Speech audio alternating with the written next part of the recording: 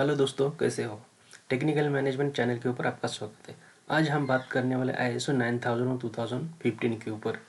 ये ISO system होता क्या है, ये किस कंपनी के लिए यूज़ होता है, कौन से प्रोडक्ट के लिए यूज़ होता है, इसमें कौन कौन से रिविजन आया है, स्टार्टिंग में क्या था अभी क्या है। उनसे 10 क्लॉज है, 0 से 10 लेके क्लॉज है 1 2 3 के। उसको हम बारीकी से एक एक क्लॉज को एक्सप्लेन करेंगे और उसमें कौन कौन से डॉक्यूमेंट रहते हैं, कौन कौन से डॉक्यूमेंट कंपनी में चाहिए, उसके ऊपर हम बात करेंगे। ये वीडियो स्टार्ट करने से पहले आपको बता दूँ, ये वीडियो बना रहा हूँ मैं एक प्रैक्टिकल एक्सपीरियंस की बेसिस पे। मतलब I have implemented this system in the company. So जो भी बताऊँगा वो प्रैक्टिकल हिसाब से ही बताऊँगा, उसमें बुक किताब पढ़ के नहीं बताऊँगा। तो दोस्तों, जैसे मेरा चैनल का मकसद ये है कि टेक्निकल और मैनेजमेंट रिलेटेड वीडियो बनाता रहूँ। जो भी इंटरेस्ट है टेक्निकल में या मैनेजमेंट रिलेटेड में, तो उसके लिए ये वीडियो बहुत ही हेल्पफुल रहेगा, ताकि वो उनका नॉलेज बेस बढ़ा सके। लेकिन ये कोई फ्री ऑफ कॉस्ट है, ऐसा नहीं है। मेरा मकसद यही है कि ताकि ज़्यादा से ज़्यादा मेरा एक्सपीरियंस और जरा मेरा नॉलेज है वो सबके पास शेयर हो जाए। उसमें से किसी ने कुछ लिया 10 20 20 90% that is the satisfaction for me. चलो स्टार्ट करते हैं अपना वीडियो। फर्स्ट है इंट्रोडक्शन। इंट्रोडक्शन में क्या है, ISO का मतलब ISO, इसका वर्ड क्या है। This is called international organization for standardization. मतलब इंटरनेशनल ऑर्गेनाइजेशन स्टैंडर्ड इसका नेम है, फुल फॉर्म है। ये जो भी बनाया है एक इंटरनेशनल बॉडी ने मिल के बनाया है इसको। मतलब चाहे आप इंडिया में US UK किस या फ्रांस की किसी भी कंट्री में जाओगे, तो आपको ये नेम, इसके क्लॉजेस, इसका एप्लीकेशन, इसका डॉक्यूमेंटेशन आपको सेम ही मिलेगा। और ये वर्क होता है क्वालिटी मैनेजमेंट सिस्टम के ऊपर। मतलब अभी ये तो ISO है, लेकिन उस कौन से सिस्टम पे होता है, इसे क्वालिटी मैनेजमेंट सिस्टम के ऊपर। अभी वीडियो स्टार्ट करने से बताऊंगा कि ISO लेना क्यों है। भाई एक कुछ भी पूछ सकता है कि वाई शुड आई टेक और Y should I implement ISO in the my company. तो उनके लिए 2 से 3 पॉइंट है, मैं बता दूँ। Enhance the customer satisfaction. अगर आपने जो प्रोडक्ट है या कोई भी जो चीज़ बना रहे हैं या मशीन बना रहे हैं, उसमें अगर इम्प्रूवमेंट करने का कस्टमर को सेटिस्फैक्शन देना है, तो आपको ISO लगेगा। तो दूसरा, identifying risk opportunity in the organization. ये ISO क्या करता है, जो भी आप काम कर रहे हैं क्या करें, उसमें रिस्क क्या क्या है, अपॉर्चुनिटी क्या है, इसके ऊपर ज़्यादा फोकस देता है, ताकि आप उसको प्रेडिक्ट कर सके और अभी क्या भी खत्म कर सके। Specific terminology world wide. ये ऐसा है कि किसी अगर एक्सपोर्ट इंपोर्ट का कोई ऑर्डर मिल गया, तो कोई भी कंपनी पूछते हैं कि इज़ योर कंपनी ISO। तो अगर आपका कंपनी ISO नहीं है, मतलब वो समझ लेके कि नहीं ये अभी तो मतलब ये इस पूरा सिस्टम से, इंटरनेशनल सिस्टम से जुड़े नहीं है। तो इसी के लिए हमें ये ISO चाहिए। दूसरा हम बात करेंगे इंटरनेशनल स्टैंडर्ड टर्मोलॉजी। वैसे टर्मोलॉजी क्या है, ISO में जो स्टैंडर्ड है, 40 पेज का स्टैंडर्ड है, मेरे पास स्टैंडर्ड है वो 40 पेज का स्टैंडर्ड है। वो पढ़ के मैंने कुछ ऐसे छोटे छोटे पॉइंट निकाले हैं, ताकि आपको वो पूरा स्टैंडर्ड समझ में आए। ठीक है। टर्मोलॉजी में क्या है, शाल इज रिकमेंडेड, रिक्वायरमेंट। शाल मतलब रिक्वायरमेंट। अगर किसी ISO का, अभी किसी ने ISO स्टैंडर्ड पढ़ रहे हैं, उस स्टैंडर्ड में लिखा है कि this requirement, this shall be use, this shall be apply. मतलब ये ISO का रिक्वायरमेंट है और आपको फुलफिल करना पड़ेगा। और किसी वर्ड में ऐसा लिखा है कि दिस शुड बी डन, मतलब वो ISO का recommendation, it is not the, it is not come, हम क्या कर सकते हैं, आपको कंपलसरी नहीं है, it is only the recommendation. May means permission and can means the possibility. तो आगे हम बात करेंगे डिफरेंस। मतलब जैसे पहले मैंने बताया था कि आपको इसमें पुराना एक ISO स्टैंडर्ड था 9000 2008, और अभी का है 9000 और 2015। इन दोनों में डिफरेंस क्या है, सिंपल बोलो, हमें वीडियो ज़्यादा नहीं बनाने का। सिंपल दो ही पहले 8 क्लॉजेस थे। कितना, 8 क्लॉजेस। अभी कितना क्लॉज है, 10 क्लॉजेस है। और इससे पहले उन्होंने क्या है, ये introduction, scope, narrative, reference, terms and condition, ये सेम है। क्वालिटी मैनेजमेंट सिस्टम को उन्होंने ऑर्गेनाइजेशन कस्टम बनाए हैं। मैनेजमेंट रिस्पॉन्सिबिलिटी, यहाँ पहले किसी भी ISO स्टैंडर्ड ये रहता था ISO के, उसका MR रहता था। मतलब MR बोल के उसके पोजीशन रहते, management responsibility, who is the responsible of the managing all the ISO related activities. तो अभी उन्होंने क्या किया, वो MR को हटा दिया, वो लीडरशिप और प्लानिंग। बाकी यहाँ पे सपोर्ट, ऑपरेशन, और यहाँ पे ये जो लास्ट वाला है परफॉर्मेंस इवोल्यूशन एंड इम्प्रूवमेंट, ये पहले क्या था, हम जो कर रहे हैं ISO में उसका परफॉर्मेंस इवोल्यूशन और इम्प्रूवमेंट कहीं नोट नहीं होता था, उसका कोई डॉक्यूमेंटेशन नहीं था। तो उन्होंने 2 पॉइंट बढ़ाए। अभी कौन कौन से पॉइंट है हम देखेंगे, इसको ज़्यादा टाइम नहीं पे स्पेंड करेंगे। दूसरी बात, ये जो ISO पूरा सिस्टम है ना, PDCA plan, do, check, act के ऊपर काम करता है। मतलब आपका ये जो ISO के 10 क्लॉजेस है जो हमने बात किया, ये प्लान, डू, चेक, एक्ट इन्हीं में आ जाते हैं। इससे बाहर छोड़ के कुछ भी नहीं। मतलब हमको कौन सा भी डेली लाइफ में या कंपनी में कोई भी आपको काम करना है तो उसको क्या करना पड़ेगा, प्लान, उसके बाद डू, जो हुआ है उसको चेक करो, और एक्ट, ये किया तो अपना पूरा ISO हो जाएगा। तो क्लॉज नंबर 103 देख लेंगे। कॉल क्लॉज नंबर 1 है स्कोप, उसमें आता है नीड और aim to the customer satisfaction. मतलब क्या है, स्कोप में ISO क्यों लूँ, why should I take ISO। इसमें नीड मतलब हमें किस पर्पज़ के लिए ISO लेना है, ISO का कहाँ पे यूज़ करना है कंपनी में, उसको क्या स्कोप करना है, ये जो लेके हमें क्या करना है कि कस्टमर का ना सेटिस्फेक्शन बढ़ाना है, प्रोडक्ट में क्वालिटी इंप्रूवमेंट करना है, ये जो हमारा क्या रहेगा, स्कोप रहेगा वो ISO के क्लॉज के हिसाब से। सेकंड क्लॉज है नॉर्मेटिव रेफरेंस। मतलब इसमें जो भी थिंग लिया है या कुछ भी लिया है, ये रेफरेंस किससे लिया है। तो मैंने जो अपने अभी बोला था कि क्वालिटी मैनेजमेंट सिस्टम या क्वालिटी मैनुअल जो है, ये इसमें से उन्होंने ये रेफरेंस लिया है। थर्ड रहता है टर्म्स एंड कंडीशन। मतलब ये आप इसमें से क्या जैसे रेगुलर टर्म्स एंड कंडीशन रहता है वैसे अभी क्या कॉपी कर सकते हैं, कोई फेर करते हैं या उसमें कुछ फेरफार, जो भी वो अपने 3 को काम को ज़्यादा नहीं किया, हम बात करेंगे आधे का। Fourth and most important, content of the organization. देखो ये जो क्लॉज है अभी यहाँ से चालू होता है, कंटेंट्स ऑफ द ऑर्गेनाइजेशन मतलब आपके ऑर्गेनाइजेशन का कंटेंट क्या है। कंटेंट मतलब आपके ऑर्गेनाइजेशन में है क्या। हमने क्या 2 ही रहते हैं, internal, external and interested parties. Internal external मतलब क्या, जो कंपनी में काम कर रहे हैं वो इंटरनल। एक्सटर्नल मतलब उसका surrounding, government policies, all this politicals, this is external. And interested party में जिसके लिए हम काम कर रहे हैं, मतलब कस्टमर हो, सप्लायर हो, और रेगुलेटरी रिक्वायरमेंट हो। तो कंटेंट ऑफ ऑर्गेनाइजेशन में हमें इतना देखना है कि उसमें कौन कौन से इशू, अगर आपको किसी भी इंटरव्यू में या किसी भी क्वालिटी मैनेजमेंट में पूछा कि कंटेंट ऑफ क्लॉज नंबर 4 क्या है या कंटेंट ऑफ ऑर्गेनाइजेशन क्या है, तो आपको सीधा बोलना कि यहाँ पे content of organization related to the internal issues and external issues. मतलब ये कंटेंट ऑफ ऑर्गेनाइजेशन यहाँ पे पूरा जो डॉक्यूमेंटेशन बनता है, इंटरनल इशू क्या है, एक्सटर्नल इशू क्या है। बाद में आते हैं इंटरेस्टेड पार्टीज। मतलब इंटरेस्टेड पार्टी कौन कौन है, अब जो कंपनी डाला है उसमें इंटरेस्टेड पार्टी कौन है, पता है कस्टमर, जिसके लिए हम काम कर रहे हैं, सप्लायर जिसके हमारे लिए जो काम कर रहे हैं, रेगुलेटरी रिक्वायरमेंट जो अब गवर्नमेंट का रेगुलेटरी रिक्वायरमेंट है। तो ये कंटेंट ऑफ ऑर्गेनाइजेशन इसके ऊपर काम करता है।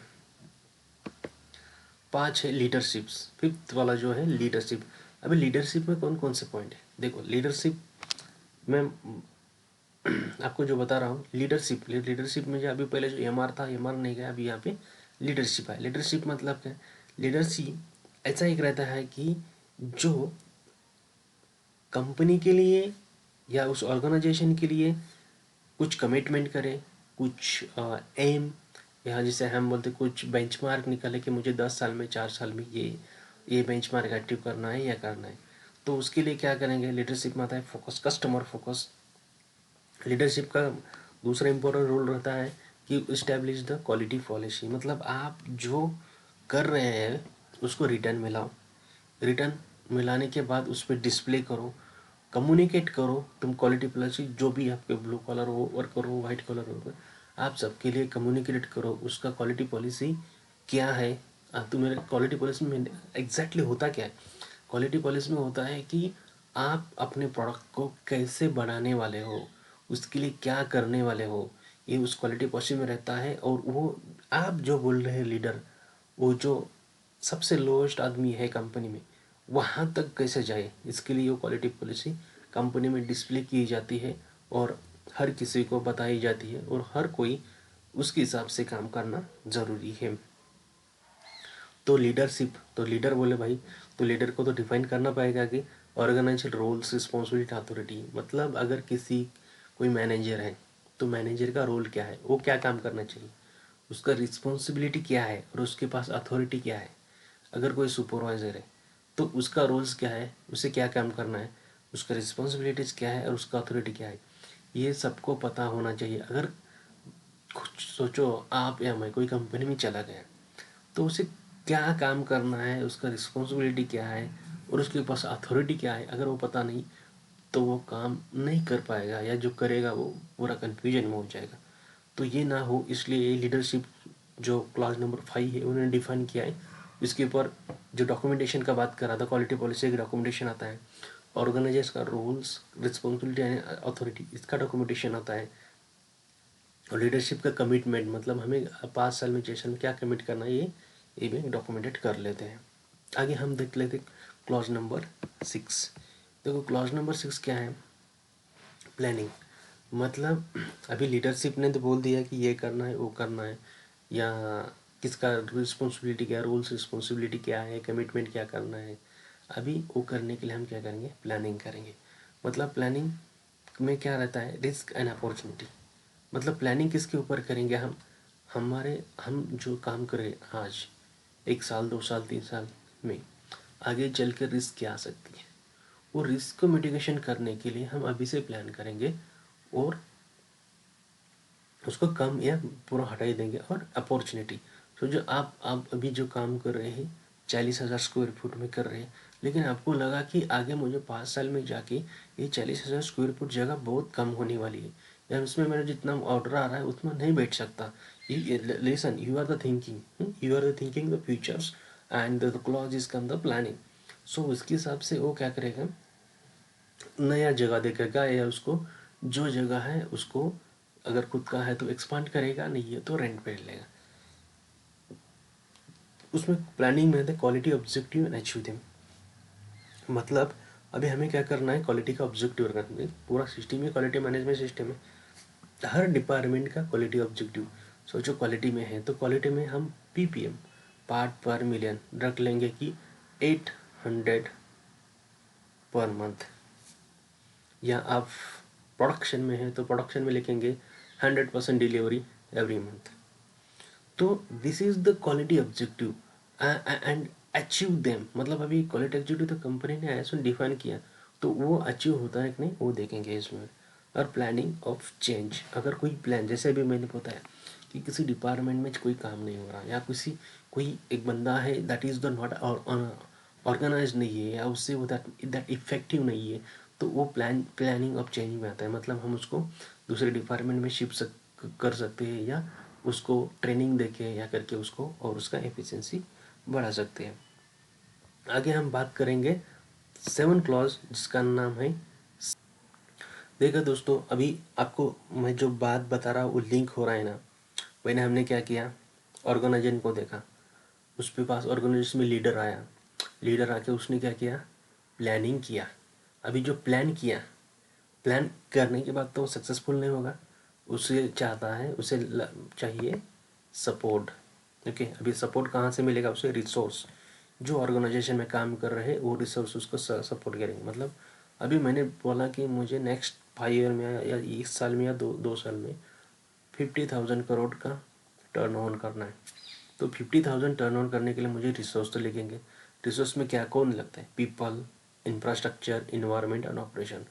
मतलब पीपल तो लगेंगे, इंफ्रास्ट्रक्चर लगेगा, वहाँ पे वो इन्वायरमेंट भी होना चाहिए, और वहाँ पे ऑपरेशन करने के लिए मशीन वगैरह होना चाहिए। अंदर monitoring and measuring the resources, support में भी रिसोर्स है, लेकिन resource is the beneficial for the company, और वो रियली में वो यूजफुल है कि ना, उसको मॉनिटर करना है। ये आता है सपोर्ट, क्लॉज नंबर 7 सपोर्ट के ऊपर। The measurement, traceability, organizational knowledge. अब सपोर्ट में एक दूसरा एक बात आता है, मेजरमेंट एंड ट्रेसेबिलिटी। मतलब आपके पास जो जो भी इक्विपमेंट, आपके पास वर्नर हो, माइक्रोमीटर हो, जो भी इक्विपमेंट है उसका वो कैलिब्रेटेड होना चाहिए। मतलब हर कुछ ऑर्गेनाइजेशन रहते हैं जो हम उसको लैब बोलते हैं, और लैब ये NABL अप्रूव्ड होना चाहिए, ताकि उससे हम वो लैब को वो इंस्ट्रूमेंट दे दें। वो लैब क्या करेगा, वो जो इंस्ट्रूमेंट है उसको चेक करेगा, और चेक करने के बाद उसको सर्टिफाई कर देगा कि this input instrument is fit for the instrument, और उसका अगला ड्यूटी भी इतना है। मतलब हम जो इंस्ट्रूमेंट यूज़ कर रहे हैं या जो भी कुछ यूज कर रहे हैं उसको किसी ने सर्टिफाई किया है। दूसरा क्लॉज नंबर 7 में आता है कॉम्पिटेंस, अवेयरनेस एंड कम्युनिकेशन। यहाँ पे जो भी है, मतलब आपका ट्रेसेबिलिटी हो कोई भी, उसको अवेयरनेस एंड कम्युनिकेशन चाहिए। और हम ये जो अभी बात किया है वो उसका डॉक्यूमेंटेड इन्फॉर्मेशन रहता है कि ये इसका एक डॉक्यूमेंट रहता है, उसके अंदर सब इसके number of list, measurement, instrument जो है, उसका ड्यू डेट क्या है, उसके ऊपर सब लिखा रहता है। बाद में 7 सपोर्ट में आता है, हम जो भी काम करें, सो जो हमने किसी ने डॉक्यूमेंट बनाया, तो जो कंट्रोल प्लान या PPF बनाए, तो उसमें हम क्या करेंगे, कुछ अपडेट किया तो उस डॉक्यूमेंट को भी अपडेटेड या रिवीजन नंबर मिलना चाहिए, या उसे कब क्रिएट किया वो नंबर भी चाहिए। तो उस 7 क्लॉज नंबर में 7 में आता है creating, updating and control of the documents. तो जो अगला क्लॉज है वो है ऑपरेशन। अब रियलिटी पे आ गया। रियलिटी मतलब आज जो कंपनी में रियल काम हो रहा है, ऑपरेशन। कोई मशीन हो, कोई कुछ भी हो, उसके ऊपर पार्ट बनेगा, बाहर निकलेगा, ऑपरेशन में। हाँ, क्लॉज नंबर 8 इज ऑपरेशन। अभी ऑपरेशन में क्या होता है, ऑपरेशन प्लानिंग एंड कंट्रोल। मतलब किसी भी चीज़ को बनाना है तो आप उसे क्या करेंगे, प्लानिंग करेंगे, उसको कंट्रोल करेंगे। मुझे ये 10 चीज़ बनाना है, 10 चीज़ बनाने के लिए मुझे 10 चीज़ बनाने के लिए ये प्लान किया, अगले दिन बनाना है, और उसकी जिसी डिज़ाइन या ड्राइंग की सबसे बना के उसको दे दूंगा। इसे planning and control. Second, requirement of the product and services. जो हम बना रहे हैं प्रोडक्ट, उसका हमें रिक्वायरमेंट पता होना चाहिए, और उसका सर्विस भी कंपनी ने देना मैंडेटरी है। थर्ड रहता है customer communication, determine the requirement of product service and change of requirement. मतलब हम जो प्रोडक्ट बना रहे हैं या जो कर रहे हैं वो कस्टमर स्पेसिफिकेशन के हिसाब से होना चाहिए, उसका कम्युनिकेशन होना चाहिए between the customer and supplier, और उसका जो रिक्वायरमेंट है प्रोडक्ट का वो एक पेज पे होना चाहिए, उसका भी एक डॉक्यूमेंट रहता है। और उसमें कुछ चेंज हुआ है तो चेंज नोट या चेंज ऑफ रिक्वायरमेंट आ जाता है। फोर्थ है इसमें design development of product and services. मतलब ऑपरेशन में क्या है, देखो अभी एक ये पूरा एक दूसरे के ऊपर लिंक है। मतलब क्या है, design and development of services. कोई भी नया प्रोडक्ट आए, कंपनी में तो पहले से प्रोडक्ट चलते ही रहते हैं, लेकिन कोई नया प्रोडक्ट आए तो उसका डिज़ाइन डेवलपमेंट एंड उसका प्रोडक्ट सर्विसेज भी देना पड़ता है। तो उसके लिए हम क्या करेंगे, डिज़ाइन बनाएंगे, उसका डेवलपमेंट करेंगे, प्रोडक्ट बेचेंगे और उसका सर्विस दे देंगे। और उसका भी डिज़ाइन का डॉक्यूमेंट रहता है, डेवलपमेंट का भी प्रोसीजर रहता है, ये इसमें डॉक्यूमेंटेशन में आता है। और क्लॉज नंबर 8 में लास्ट है identifying and traceability and non permission. Identification मतलब जो मैंने बताया कि आप कौन से भी कंपनी में जाओगे तो वहाँ पे आइडेंटिफिकेशन मिलेगा, कोई भी कोड रहेगा, उस कोड का मीनिंग रहेगा कि ये कोड ये बताता है, और उसका ट्रेसेबिलिटी। एन सी का मतलब है नॉन कन्फर्मेंस। नॉन कन्फर्मेंस मतलब ये जो प्रोडक्ट या कुछ चीज़ें हमने जैसे डिफाइन किया है उसके हिसाब से नहीं है, उसे हम नॉन कन्फर्मेंस बोलते हैं। तो दोस्तों अगला और लास्ट पर बीट जो क्लॉज है, परफॉर्मेंस ऑफ इवोल्यूशन। अभी ये जो नया दो क्लॉज उन्होंने डाला है ISO सिस्टम में, इसमें बोला कि तुम जो कर रहे हैं उसका परफॉर्मेंस का इवोल्यूशन करना चाहिए। मतलब तुम जो काम कर रहे हो वो खाली काम नहीं, उसका इवोल्यूशन भी होना चाहिए। आप सही डायरेक्शन में जा रहे हैं, गलत जा रहे हैं, या कितना परसेंटेज से जो इंक्रीज हो रहा है, डिक्रीज हो रहा है, वो भी आपको पता होना चाहिए। इसलिए क्लॉज नंबर 9 डाला है, परफॉर्मेंस ऑफ इवोल्यूशन। उसमें हम क्या चेक करते हैं, कस्टमर सेटिस्फैक्शन। हमने ISO इम्प्लीमेशन किया, डॉक्यूमेंट बनाए, कंट्रोल प्लान बनाया, PPAP बनाया, उसको पीपल को हायर किया, इंफ्रास्ट्रक्चर बिल्डिंग सब बनाए, लेकिन हम जिसके लिए काम करें इज दैट कंपनी और इज दैट द प्रोडक्ट जब बेच रहे हैं वो सेटिस्फैक्ट्री लेवल पे बेच रहे क्या, और वो कस्टमर सेटिस्फाई है क्या। तो हम परफॉर्मेंस लेवल में देखते हैं। परफॉर्मेंस लेवल में हम इंटरनल ऑडिट, कंपनी में हम खुद का इंटरनल ऑडिट करते हैं। ISO सिस्टम तो आएगा, वो ऑडिट करेगा, दैट इज द थिंग, वो साल में एक बार आता है ऑडिट करने के लिए। तो ये तब तक हम नहीं रुकेंगे, तब तक के लिए जो मैनेजमेंट रिस्पॉन्सिबल लीडरशिप है वो उसमें क्या करेगा, इंटरनल ऑडिट करेगा, और उसमें चेक करेंगे कि भाई हम सही डायरेक्शन में जा रहे हैं क्या, नहीं जा रहे। और उसमें जो रहेगा इंटरनल ऑडिट होने के बाद एक मैनेजमेंट रिव्यू मीटिंग रहता है, उसमें इंटरनल ऑडिट के सब पॉइंट बताए जाते हैं कि कौन से डिपार्टमेंट में पॉइंट कम है, या कौन से डिपार्टमेंट अच्छा काम कर रहा है, या कोई डॉक्यूमेंट चेंज किया है, या कोई रिसोर्स लगने वाला है, इसमें हम डिस्कस करते हैं। तो अभी लास्ट जो है हमारा वो है इम्प्रूवमेंट, क्लॉज नंबर 10। तो नॉन क्लॉज नंबर 10 में दो पॉइंट आते हैं important. Non conformity corrective action. Non conformity मतलब मैं जो काम कर रहा हूँ, सोचो मैं एक प्रोडक्ट बना और प्रोडक्ट में 10 सैंपल बना रहा हूँ, 10 में से 2 रिजेक्ट हुए, तो उसके ऊपर रिजेक्ट हुआ, उसने तो स्क्रैप किया या कस्टमर को दिया, डेबिट नोट आ गया, दैट्स फाइन। बट क्या आपने उसके ऊपर करेक्टिव एक्शन लिया? क्या आपने कोई उसके ऊपर करेक्टिव रूट कॉज निकाला, ताकि यो डिफेक्ट जो 10 में से 2 आ रहे थे, 10 में से अभी 1 आ रहा है या वो कम हुआ है, that we have to see in the improvement, और वो that is the important role. और दूसरा है कंटिन्यूल इम्प्रूवमेंट। आप जो काम कर रहे हो पिछले 1 साल से, 2 साल से, वो वही कर रहे हैं या उसमें कुछ इम्प्रूवमेंट है? अगर आप वही 10 साल भी वही कर रहे हैं, 2 साल भी वही कर रहे हैं, तो उसमें कोई इम्प्रूवमेंट नहीं है। उसके लिए आपको क्या करना पड़ेगा? कंटिन्यू इम्प्रूवमेंट, जिसे हम काइजन भी बोलते हैं। तो दोस्तों ये मैंने आपको बता दिया 10 क्लॉजेस। अगर कोई डाउट है, कुछ आप कहना चाहते हैं, तो you can always comment to me.